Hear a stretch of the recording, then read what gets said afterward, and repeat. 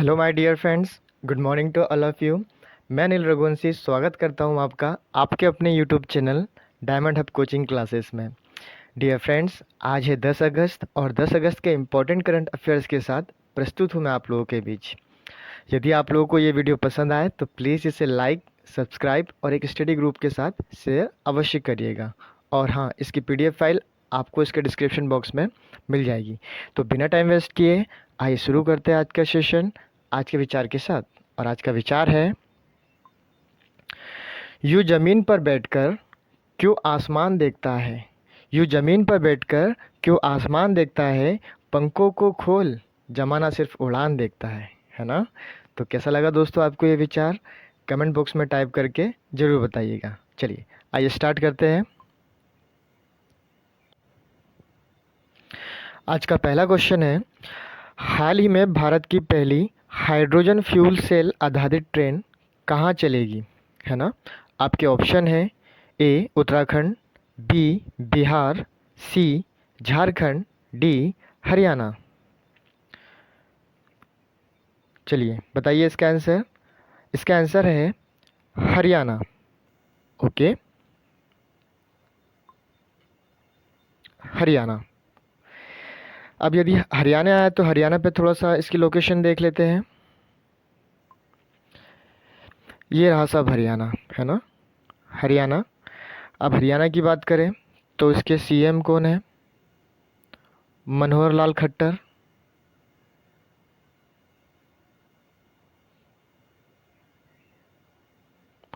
और यहाँ के जो गवर्नर है वो कौन है? बंडारू दत्तात्रेय। बंडारू दत्तात्रेय, है ना। जिन लोगों को नहीं पता वे नोट करते हुए चले। आइए चलते हैं नेक्स्ट क्वेश्चन पे। सेकंड क्वेश्चन है, कोविड-19 के खिलाफ 100% टीकाकरण करने वाला पहला भारतीय शहर कौन सा बना है? आपके ऑप्शन है, भुवनेश्वर, चंडीगढ़, जम्मू, केवड़िया। चलिए बताइए इसका आंसर, है ना। तो इसका सही आंसर है साहब भुवनेश्वर। ओके। अच्छा, अब कुछ फैक्ट जो आपको याद रखने हैं। ओके, यदि 100% वैक्सीनेशन करने वाला पहला गांव आपसे पूछा जाए तो कौन बना है यह? वेयान गांव। ओके, याद रखिएगा, वेयान गांव। और ये कहाँ अवस्थित है साहब? ये जम्मू कश्मीर में अवस्थित है। ठीक है। अब यदि अब ये तो 100% वैक्सीनेशन करने वाला पहला शहर बन गया है ना, भुवनेश्वर। इसी के साथ यदि आपसे पूछ लिया जाए कि 100% वैक्सीनेशन करने वाला पहला यूटी कौन बना है, तो आप क्या बताएंगे? 100% वैक्सीनेशन करने वाला पहला यूटी कौन बना है? तो 100% वैक्सीनेशन करने वाला पहला यूटी बना है लद्दाख। याद रखिएगा। पहला गांव पूछा जाए तो वेयान गांव, पहला शहर पूछा जाए तो भुवनेश्वर, और यदि पहला यूटी पूछा जाए तो लद्दाख। ओके, आइए। अच्छा, इसके कुछ ऑप्शन भी हम डिस्कस कर लेते हैं। जैसे पहला एक ऑप्शन दिया है यहाँ पे चंडीगढ़, है ना। तो चंडीगढ़ से संबंधित क्या बात आपको याद रखनी है? ये भारत का पहला केरोसिन मुक्त शहर है। ओके, चंडीगढ़ की यदि हम बात करें तो भारत का पहला केरोसिन मुक्त शहर है। यदि आपको पता है अच्छी बात है, नहीं पता है तो प्लीज़ नोट करते चलिए। अच्छा, लेकिन वहीं जिला पूछ लिया जाए तो वो गुजरात का गांधीनगर है। Got it. अब हम बात करते हैं जम्मू की। तो अभी मैंने आपको बताया कि जम्मू का व्यान गांव 100% टीकाकरण करने वाला भारत का पहला गांव बना है ना। केवड़िया की यदि हम बात करें, ठीक, तो केवड़िया जो कि गुजरात का एक शहर है ना, और भारत का पहला ई व्हीकल सिटी है ये। याद रखिएगा, यदि आपसे पूछा जाए भारत की पहली ई व्हीकल सिटी तो ये गुजरात का शहर केवड़िया है। चलिए आइए चलते नेक्स्ट क्वेश्चन पे। आपका नेक्स्ट क्वेश्चन है, हाल ही में कैबिनेट सचिव राजीव गौबा का कार्यकाल कितने साल बढ़ाया गया है? ठीक है, 1 साल, 2 साल, 3 साल, 5 साल। चलिए बताइए इसका आंसर। इसका सही आंसर है ऑप्शन ए, 1 साल। ओके, राजीव गौबा की बात करें तो यह 1982 बैच के एक आईएएस अधिकारी है ना, और यह झारखंड कैडर से बिलोंग करते हैं। ठीक है, चलिए चलते हैं नेक्स्ट क्वेश्चन पे। आपका नेक्स्ट क्वेश्चन है, हाल ही में भारत ने किस देश को उपहार के रूप में 30 एम्बुलेंस भेंट की है? आपके ऑप्शन है भूटान, नेपाल, श्रीलंका, बांग्लादेश। चलिए बताइए इसका आंसर क्या है। इसका सही आंसर है बांग्लादेश। ओके, अभी हाल ही में भारत ने बांग्लादेश को उपहार के रूप में 30 एम्बुलेंस भेंट की है। चलिए बांग्लादेश आया तो बांग्लादेश की अवस्थिति देख लेते हैं मैप में। ये रहा साहब आपका बांग्लादेश। ओके, बांग्लादेश जस्ट भारत का छोटा भाई, आप देख सकते हो भारत के जैसे ही दिख रहा है ना। इसकी करेंसी, इसकी राजधानी की बात करें तो इसकी राजधानी क्या है? ढाका। करेंसी की बात करें तो इसकी करेंसी क्या है? टका, है ना। अच्छा, बांग्लादेश से याद आया, आपको एक परियोजना है जो याद रखनी है ना, चिल्हाटी हल्दीबाड़ी योजना। अगर आपसे पूछा जाए चिल्हाटी हल्दीबाड़ी योजना के बारे में,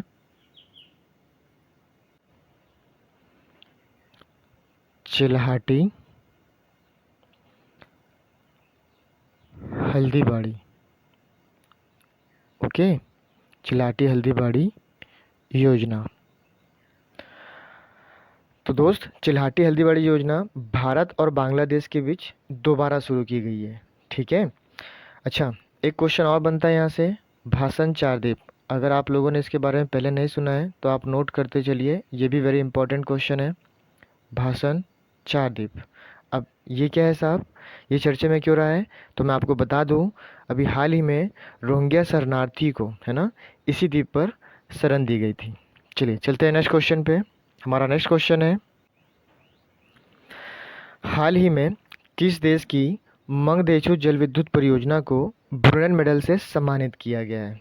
ओके, आपके ऑप्शन है नेपाल, भूटान, श्रीलंका, म्यांमार। चलिए बताइए इसका सही आंसर क्या है। इसका सही आंसर है भूटान, है ना। भूटान, जो ये मंगदेचु जल विद्युत परियोजना है, ये भारत के सहयोग से ही तैयार की गई है ना। भूटान की यदि हम बात करें तो भूटान की राजधानी क्या है साहब? भूटान की राजधानी थिम्पू, है ना। और यहाँ की जो मुद्रा है वो क्या है? नगुलत्रम। ऐसे क्वेश्चन अक्सर एग्जाम में पूछ लिए जाते हैं कि मंगदेचु जल विद्युत परियोजना का संबंध किस देश से है ना। तो इसका सही आंसर क्या है? भूटान। ओके, चलिए चलते हैं नेक्स्ट क्वेश्चन पे। इंटरनेशनल सोलर अलायंस फ्रेमवर्क पर हस्ताक्षर करने वाला पांचवा देश कौन सा बना है? तो आपके ऑप्शन है जर्मनी, स्वीडन, डेनमार्क, नीदरलैंड। चलिए बताइए इसका सही आंसर क्या है। इसका सही आंसर है ऑप्शन है जर्मनी, है ना। इंटरनेशनल सोलर अलायंस की हम बात करें तो इसकी जो स्थापना हुई है साहब 2015 में हुई है, और इसका जो हेडक्वार्टर है वो गुरुग्राम, है ना। यस, गुरुग्राम हरियाणा, यहाँ पे है। कुल मेंबर कंट्री की बात करें तो इसकी कुल मेंबर कंट्री कितनी है साहब? 87। और 87वां कंट्री जो बना है वो क्या बना है? निकारा गोवा। अच्छा, अब आप लोग कंफ्यूज मत होइएगा, यहाँ बोला है इंटरनेशनल सोलर अलायंस फ्रेमवर्क पर हस्ताक्षर करने वाला पांचवा देश कौन बना है, और मैं भी बता रहा हूँ कि इसकी टोटल कंट्री कितनी है? 87। और 87वां कंट्री कौन बना है? निकारागुआ। तो ये क्या है? एक्चुअली इसकी कुल सदस्य संख्या तो 87 ही है ना। इस इंटरनेशनल सोलर अलायंस ने एक संशोधन किया है। एक्चुअली इसके सदस्य कौन हुआ करते थे? ऐसे सारे देश जो कर्क रेखा और मकर रेखा इन दोनों के बीच में अवस्थित होते थे, यही पहले इसके देश हुआ करते थे। लेकिन अभी संशोधन के फलस्वरूप इन्होंने क्या किया है कि अब पूरे विश्व में कोई भी देश इसका सदस्य बन सकता है। तो इसी संशोधन की संधि पर हस्ताक्षर करने वाला जर्मनी, है ना, ये आपका पांचवा देश बना है ना। अब जर्मनी आया है तो जर्मनी पे थोड़ा सा चर्चा कर लेते हैं। ये रही साहब इसकी स्थिति। जर्मनी जो कि क्या है? एक यूरोपीय कंट्री है ना। इसकी कैपिटल की हम बात करें तो इसकी कैपिटल क्या है? बर्लिन है। इसकी करेंसी क्या है साहब? इसकी करेंसी यूरो है। अच्छा, यहाँ की चांसलर है, आपने इनका नाम सुना भी होगा, एंजेला मार्केल, है ना? सॉरी, एंजेला मार्केल, है ना? अच्छा, फोर्ब्स के द्वारा अभी हाल ही में जो विश्व की सबसे शक्तिशाली महिलाओं की लिस्ट जारी की गई थी, उसमें एंजेला मार्केल टॉप पर रही है। और हमारी भारत की निर्मला सीतारमण को कौन सा स्थान मिला है? तो 41वां, है ना? याद रखिएगा, वेरी इंपॉर्टेंट क्वेश्चन है। अच्छा, आज के वीडियो का हम एक टारगेट रखते हैं 100 लाइक का, मात्र 100 लाइक का। अगर दोस्तों आपको ये वीडियो पसंद आए तो प्लीज़ इसे लाइक अवश्य कीजिएगा, है ना? अगर आप लोगों के एक लाइक से किसी के चेहरे पे मुस्कान आए तो लाइक अच्छा है ना? चलिए चलते हैं नेक्स्ट क्वेश्चन पे। टोक्यो ओलंपिक में भारतीय पहलवान बजरंग पुनिया ने कौन सा पदक जीता है? तो आपका ऑप्शन है रजत पदक, कांस्य पदक, स्वर्ण पदक, इनमें से कोई नहीं। चलिए बताइए इसका आंसर क्या होगा? इसका सही आंसर है ऑप्शन बी, कांस्य पदक, है ना? बजरंग पुनिया को अब तो आप पहचानते ही हैं। इन्होंने पुरुषों की फ्री स्टाइल 65 किलोग्राम वर्ग में कजाकिस्तान के दौलत नियाज बेकोव को, है ना, हराकर यह पदक अपने नाम किया है। ठीक है, इसमें और कुछ एक्स्ट्रा जानने की ज़रूरत नहीं है। चलिए चलते हैं नेक्स्ट क्वेश्चन पे। हाल ही में भारत छोड़ो दिवस की 79वीं वर्षगांठ कब मनाई गई है? तो आपके ऑप्शन है 6 अगस्त, 7 अगस्त, 8 अगस्त, 9 अगस्त।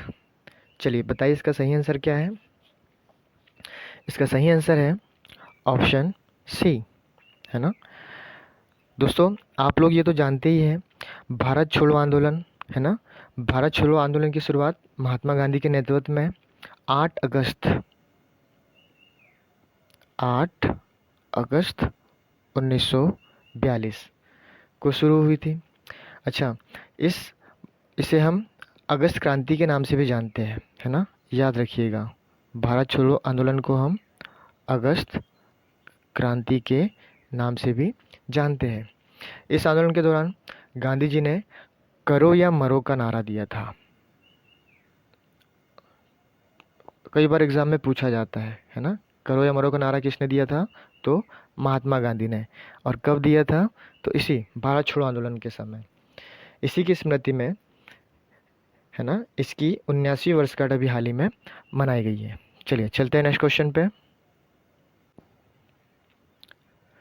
दिल्ली सरकार ने विधायकों के वेतन में कितने प्रतिशत की बढ़ोतरी के प्रस्ताव को मंजूरी दी है? तो आपके ऑप्शन है 45%, 50%, 60% और 70%। एक्चुअली यहाँ थोड़ा सा करेक्शन कर लीजिएगा, है ना? ये 60% नहीं है साहब, 66% है। अब आप लोगों को तो आंसर पता ही चल गया होगा, है ना, क्योंकि मैंने करेक्शन करवाया है। मिस प्रिंटिंग है ये, है ना? 66%। इसका सही आंसर है साहब 66%। ठीक है, अब दिल्ली की बात करें तो दिल्ली यमुना नदी के किनारे बसा है ना? इसके सीएम कौन है? केजरीवाल। उपराज्यपाल भी पूछ लिया जाता है तो आपको याद रखना है, दिल्ली के उपराज्यपाल कौन है? अनिल बैजल, है ना? अच्छा, दिल्ली आया है तो दिल्ली से संबंधित एक फैक्ट आपको याद रखना है, वृक्षारोपण, वृक्षारोपण नीति, है ना? वृक्षारोपण नीति लागू करने वाला भारत का पहला राज्य यदि आपसे पूछा जाए, है ना, पहला यूटी आपसे पूछा जाए तो वो कौन है साहब? दिल्ली। राज्य पूछे या यूटी पूछे, आपको आंसर दिल्ली पे ही लगाना है ना? भारत का पहला यूटी जिसने वृक्षारोपण नीति जारी की है वो क्या है साहब? दिल्ली। अच्छा, इसी के साथ एक चीज़ और याद रखिएगा कि भारत की पहली ड्राइवरलेस, है ना, भारत की पहली ड्राइवरलेस मेट्रो ट्रेन जो चली थी वो साहब दिल्ली में ही चली थी। अच्छा, इसी के साथ आपको पता है रेड लाइट ऑन, गाड़ी ऑफ अभियान, ऑड इवन पहल, है ना, ये सब प्रदूषण को रोकने के लिए अरविंद केजरीवाल की ही पहल थी। इसी के साथ घर घर राशन योजना है ना, ये भी आपको याद रखना है। ये सब कहाँ से संबंधित है साहब? दिल्ली से। चलिए चलते हैं नेक्स्ट क्वेश्चन पे। हाल ही में राष्ट्रपति रामनाथ कोविंद जी ने चमनलाल पर स्मारक डाक टिकट जारी किया है, वह कौन थे? तो आपके ऑप्शन है गायक, सामाजिक कार्यकर्ता, राजनीतिज्ञ या फिर लेखक। बताइए इसका सही आंसर क्या है? तो इसका सही आंसर है ऑप्शन बी, सामाजिक कार्यकर्ता, है ना। अब यदि चमनलाल की बात करें तो यह एक संघ प्रचारक व सामाजिक कार्यकर्ता रहे, है ना। और अभी हाल ही में इन्हीं पर राष्ट्रपति रामनाथ कोविंद जी ने स्मारक डाक टिकट जारी की है।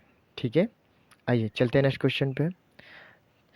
अच्छा, क्वेश्चन बस आज के लिए इतने ही थे। कल के प्रश्न का उत्तर है पेरू, है ना। कल का क्वेश्चन क्या था? हाल ही में गुइडो बेलिडो किस देश के नए प्रधानमंत्री बने हैं? तो इसका सही आंसर है पेरू। चलिए आज का क्वेश्चन देख लेते हैं। आज का प्रश्न है आपका, राष्ट्रीय हथकरघा दिवस कब मनाया गया, है ना। तो इसका आंसर यदि आपको पता है तो प्लीज़ इसे कमेंट बॉक्स में टाइप कीजिएगा, है ना। तो कैसा लगा दोस्तों आपको आज का ये सेशन? अगर आपको ये सेशन पसंद आया हो तो प्लीज़ इसे लाइक, सब्सक्राइब और शेयर अवश्य करें। आज के लिए इतना ही। जय हिंद, जय भारत।